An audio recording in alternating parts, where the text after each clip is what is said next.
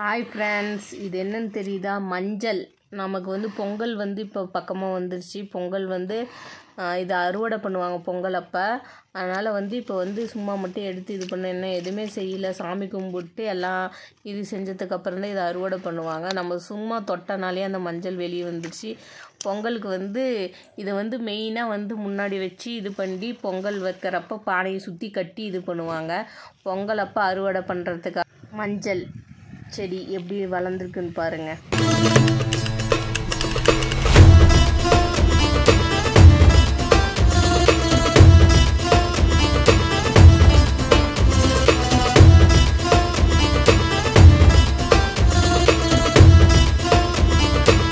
Okay friends, video பிடிச்சிருந்தா like பண்ணுங்கள், share பண்ணுங்கள், கமெண்ட் பண்ணுங்கள். மை லைஃப் தமிழுக்கு சப்ஸ்கிரைபர் பண்ணுங்கள்.